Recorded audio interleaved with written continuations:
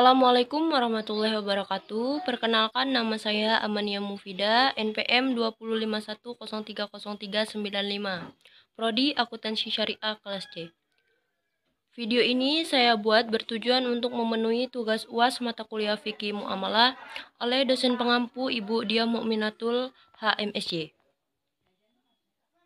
Pada video ini saya akan mempresentasikan hasil review jurnal karya Denny Setiawan yang berjudul Kerjasama atau Syirkah dalam Ekonomi Islam. Volume 21, nomor 3, September 2016. Pada jurnal tersebut terdapat abstrak, yaitu penelitian ini membahas tentang kerjasama atau syirkah dalam pemahaman Islam baik dari segi definisi, sumber hukum, rukun dan syarat, macam dan jenis serta berakhirnya suatu syirkah.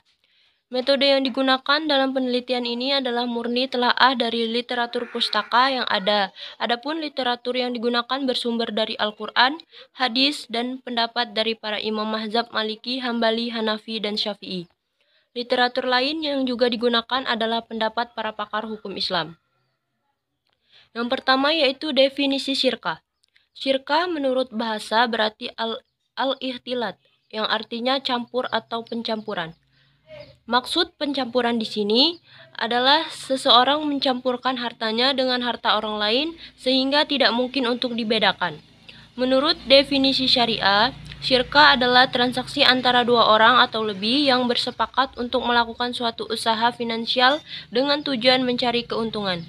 Menurut istilah yang dimaksud dengan syirkah, para ulama kiranya berpendapat dipahami bahwa yang dimaksud dengan syirkah adalah kerjasama antara dua orang atau lebih dalam berusaha, yang keuntungannya dan kerugiannya ditanggung bersama. Dasar hukum atau rukun dan syarat syirkah. Pada dasarnya hukum syirkah adalah mubah atau boleh. Hal ini ditunjukkan oleh dibiarkannya praktik syirkah oleh baginda Rasulullah yang dilakukan masyarakat Islam saat itu. Beberapa dalil Al-Quran dan hadis yang menerangkan tentang syirkah antara lain Quran Surat Shad ayat 24, hadis riwayat Al-Bukhari, hadis riwayat Abu Daud, dan hadis riwayat Muslim. Rukun syirkah diperselisihkan oleh para ulama. Menurut ulama Hanafiyah, bahwa rukun syirkah ada dua, yaitu ijab dan kabul, atau bahasa lainnya adalah akad. Akad yang menentukan adanya syirkah.